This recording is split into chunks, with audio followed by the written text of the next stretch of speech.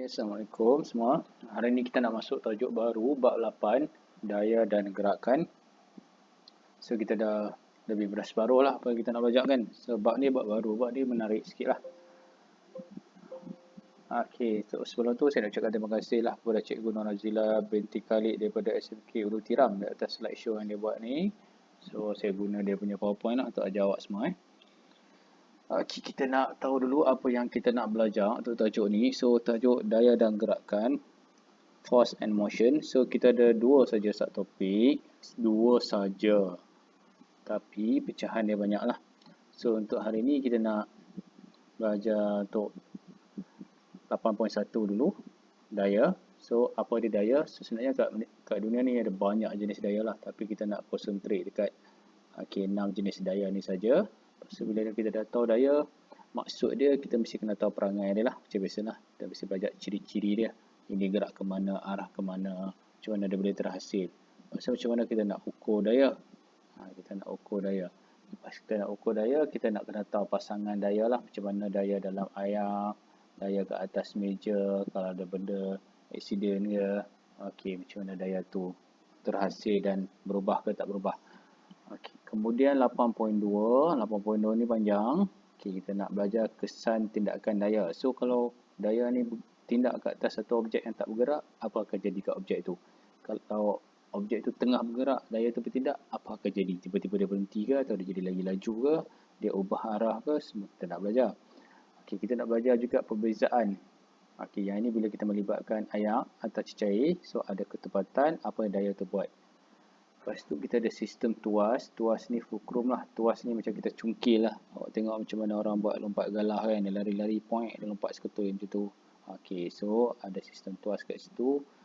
Momen daya, tekanan dan aplikasi tekanan gas. Okay, tekanan gas ni maksud dia kalau tengok satu belon yang kita tiup kan, kita tambah volume isi padu gas tu, apa jadi dekat tekanan dia. Atau kita panaskan, apa jadi dekat tekanan dia. Kita juga belajar tekanan atmosfera, tekanan kita kat dunia ni lah. Kenapa bila kita naik bukit, kita jadi sesak nafas sikit.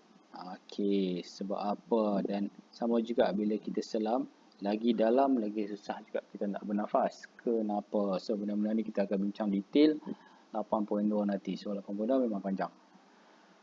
Okey, so dah bersedia, kita ulang sekali lagi. Hari ni kita nak bincang 8.1 sahaja. So, 8.1 daya. So, apa maksud daya? Daya ni dalam bahasa Inggeris ya, force lah.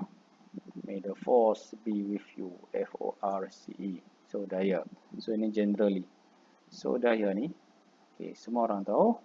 Daya sebenarnya adalah satu tarikan atau tolakan. A push or a pull yang dikenakan ke atas satu objek. So, bila kita tarik atau kita tolak satu objek, apa akan berlaku?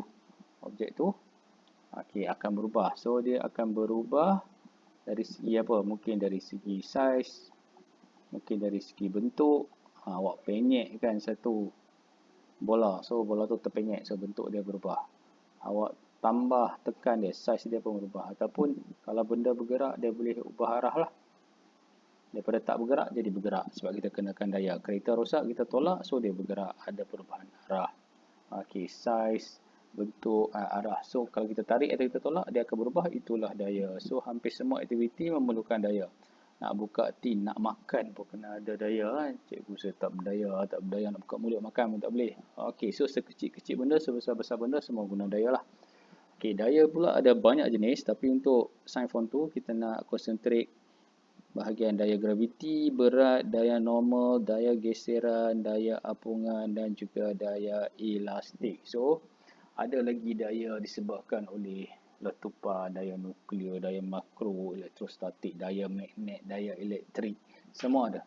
Okey, tapi kita tak nak pergi detail sebab benda tu Okey, hari ni kita nak kumpul jenis-jenis daya. Yang pertama, daya graviti. Okey, semua orang tahu daya graviti. Kenapa ada objek bila kita baling, dia jatuh balik.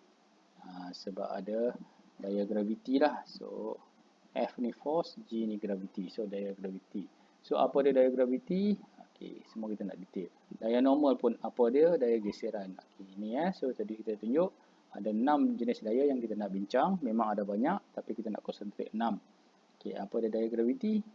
ialah daya yang mengarah ke pusat bumi. Daya ini menyebabkan semua benda yang di lambung akan jatuh semula ke tanah. So, awak baling, dia akan jatuh juga sebab daya dia sentiasa ke pusat bumi. So, ini bumi, even ada satelit kat sini pun, kalau satelit ni tak pusing, dia akan jatuh. So, dia akan tarik ke bumi. So, kita baling bola pun jatuh. Kita duduk kat sini pun baling, dia ke sini juga, bukan dia ke bawah. Sebab pusat bumi kat tengah. Okey, awak duduk kat Mexico kat sini, awak baling pun dia jatuh ke sini juga. Okey, itu daya yang menyebabkan semua objek akan jatuh ke tanah semula. Okey, kemudian ada daya normal. Daya normal ni, simbol dia kita pakai R. Okey, reaction force. So, daya normal ni, daya yang dihasilkan apabila satu objek bersentuhan dengan suatu permukaan. So, bila awak sentuh, ada daya normal. Okey, kalau tak sentuh, kita ikat tali, ikat kat siling, kita ikat satu benda. Ikat apple ni. So, apple ni bawah dia tak sentuh. Yang sentuh dengan tali ni tak kira lah. So, bila tak sentuh, yang ni dia tak ada daya normal. Daya normal ni sebenarnya dia sentiasa 90 darjah dengan permukaan sentuhan. Maksud dia, kalau meja awak sengit macam ni, awak letak satu kotak, so daya normal kita macam ni. Dia mesti 90 darjah dengan permukaan sentuhan. So, dia mesti ada benda bersentuh. So, kalau tak sentuh, tak ada daya normal. Okey, kemudian berat. Berat ni daya sebenarnya. Berat terdekat sebab daya graviti yang bertindak ke atasnya. So, kalau ada satu objek, mesti ada daya graviti lah. So, ini dia ada jisim dia, mass. So, ada daya graviti bertindak ke atas dia. So, dia jadi berat lah. W equal to mg, mass darab graviti. Okey, kalau jisim awak 10 kg, graviti 10, so berat awak 100. Okey, unit dia Newton. Sekali kita bincang pasal unit. Okey, itu maksud berat. Okey. Bukan 100 kg, 100 Newton. 100 kg terlampau berat. Daya elastik apa pula? Tengok gambar pun gambar elastik. Daya elastik lah. Daya elastik ialah daya yang wujud apabila suatu bahan diregangkan atau dimampatkan. Okey, bahan tu bahan apa? Bahan yang elastik lah. So, maksud dia sama ada ni getah contohnya. Lalu kita pergi spring. Kalau awak ambil kayu, awak regangkan, awak mampatkan, tak ada daya elastik lah. Sebab apa? Sebab kita tak boleh kompres. Kayu tu dia rapuh, dia akan patah terus. Kalau kita tekan atau kita regangkan, dia patah terus. So, kalau getah nampak, dia boleh elastik, tarik. Spring pun kita boleh tekan ataupun kita tarik dia, dia jadi renggang. Lepas tu dia patah balik tempat asal. So, baru dia ada daya elastik. Kalau dia tak boleh patah balik tempat asal, tak ada daya elastik. Macam kayu contoh kayu, kaca semua kan. Tak boleh lah. Okey, satu lagi lah, daya apungan, buoyant force. Daya apungan ni adalah daya tujah yang bertindak pada suatu objek yang terapung di dalam suatu bendalih. Okey, contohnya.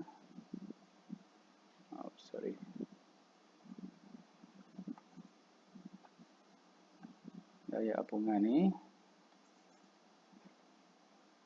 Okey, macam ni ya. Kenapa dia boleh terapung? So, ada daya yang tolak pergi sampan tu naik. So, kalau ada satu bahan di permukaan air, so dia tenggelam separuh sikit. So, maksud dia kenapa tak tenggelam habis? Sebab ada daya apungan ni tolak dia. So, sebab tu kita tengok kapal tak tenggelam. Sebab daya apungan dia tinggi. Okay, dia ada beberapa faktor yang mempengaruhi daya apungan lah. Yang ni tengok belajar fizik tingkatan 5 nanti lah kita belajar. So, daya apungan suatu daya yang bertindak apabila suatu objek terapung di dalam bendalih. So, dia mesti ada bendalih. Bendalih ni cecair lah. Kalau udara pun boleh juga. Kalau saja-saja awak duduk dekat kelas tiba-tiba terapung, tu pelik lah. Kan? Sebab kelas awak banjir ke lah mungkin lah. Boleh? Atau tak boleh lah. Okay, then last sekali daya geseran. So, daya geseran ni, awak tarik ke sini, awak nak tarik benda ni pergi sini. So, daya geseran, dia ke sini. Okay, F daya geseran, friction force ataupun Fg, apa-apa boleh lah. Okey, friction. So, daya geseran ni, dia sentiasa menentang arah gerakan. Awak pergi sini, dia pergi sini lah. Dia tak mau bagi kita gerak. Resist the motion. Okey, daya yang menentang gerakan dan bertindak di atas dua permukaan. Maksud dia, kena ada permukaan jugalah, baru dia boleh bergeser. Kalau angkat terapung macam ni, tak adalah daya geseran. Dia bergeser dengan udara je. Itu tak kira lah. Itu cerita lain. Okey, so daya geseran ni penting jugalah. Kalau tidak, kita tak boleh berjalan lah. Kalau permukaan tu licin, tak ada geseran. Sebab tu kita jatuh. Kita tak boleh nak push dia kan.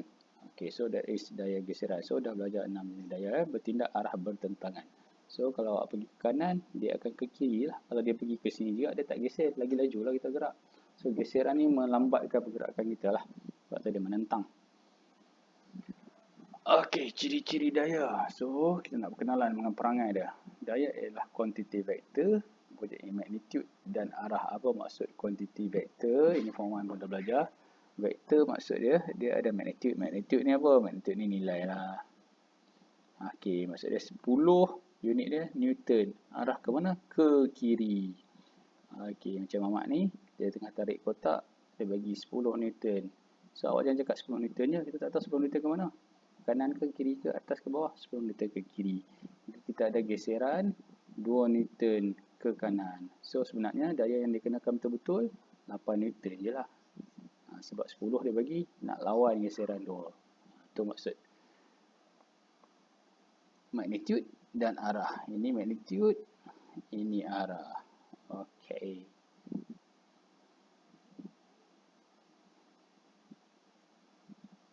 Okey, sekarang kita tengok gambar menunjukkan suatu daya tolakan yang bertindak pada sebuah kotak dengan magnitude 10 Newton. Arah tindakan adalah seperti tunjukkan. Anak panah ialah aplikasi.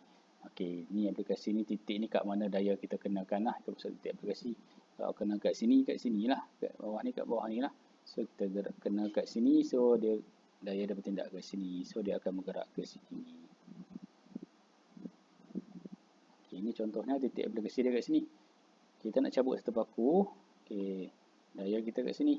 So, nanti kita akan belajar nanti. Awak kenakan daya ke arah ni. So, dia gerak, dia akan tarik paku ni naik keluar. Okay, daya bertindak sama-sama dengan gerakan paku.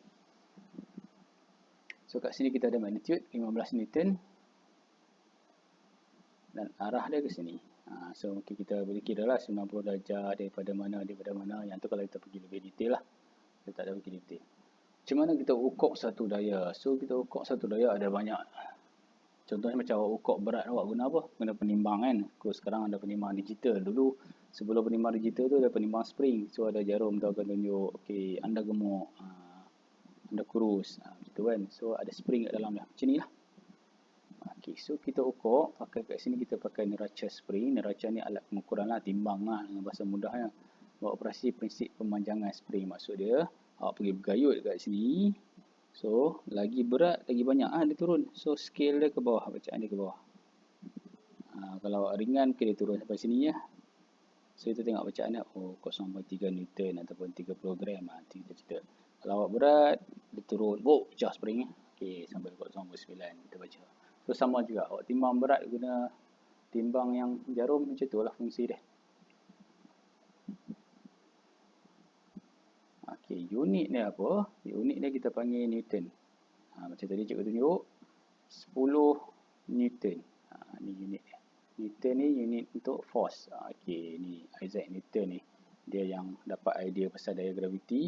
Ini cerita ni mitos sebenarnya. Tapi dia kata dia ni tengah study buah pokok apple. Buah apple jatuh atas kepala dia. So dia fikir, siapa apple atas kepala dia? Bukan kepala dia bertanduk buah apple. Lepas tu rupa-rupanya ada daya tarikan antara bumi dengan apple. So jadilah daya graviti. So kalau dia study buah pokok durian, kita dah tak payah belajar tajuk ni. Buah durian jatuh ke kepala dia. Lingkup terus. Mati terus. So tak ada lah daya graviti kan. Okey, berok je Okey, so unit bagi daya semua dah faham tadi. Daya ini SI unit lah. So daya ialah Newton. So kita sebut 1 Newton, 10 Newton. Awak tulis N besar je lah, tak betul Newton. Berat satu objek ialah tarikan graviti. So kalau di bumi, contohnya saya cakap tadi, berat kita weight W equal to mg. G ni tarikan graviti, nilai dia 10. So, jisim awak katakanlah 7 kg. So, campur dengan tarikan bumi. So, berat awak ialah 70 Newton. Ini yang sebetulnya takkan berat awak 7 kg, katalah berat awak 70 kg darab 10, so jadi 700 Newton. Ini yang betul, tapi ini yang betul dari segi bahasa sains. Tapi kita biasa cakap orang kata berat berapa? Berat 50 kg. 50 kg tu bukan berat, tu jisim. Kalau berat dia mesti Newton, so awak kena cakap dia berat saya 500 Newton. Tu orang cakap loh, gemuk tu anak aku ni kan. Tak adalah 500 Newton tu sebenarnya 50 kg lah. Okey, sebab ini dah 50 darab 10. Itu yang betul bahasa sainsnya. Okey, sekarang ni daya ni dia ada pasangan. Kadang-kadang lebih daripada satu. Okey, 4, 5, 6 baru satu keadaan objek tu stabil. Okey, yang ini hukum Newton ni dia ada 3 hukum Newton. So, hukum Newton dia kata bahawa setiap daya tindakan terdapat daya tindak balas yang sama magnitud tetapi arah bertentangan. Action, ingat ni, action and reaction. Okey, equal magnitude, opposite direction. Contohnya, awak pergi tampak dinding. Ni dinding ni duduk diam kat sini. Awak pergi tampak dinding tu apa jadi? Dinding ni melangkah sikit lah. Dinding melangkah. Sebab apa? Awak bagi action, awak pergi tampak dia. Tapi at the same time apa jadi? Tangan awak sakit. Tangan awak, tulang awak mungkin retak. Sebab apa? Sebab dinding tu balas balik lah. So, every action has reaction. Action dan tindak balas lah dalam bahasa Melayu dia kan.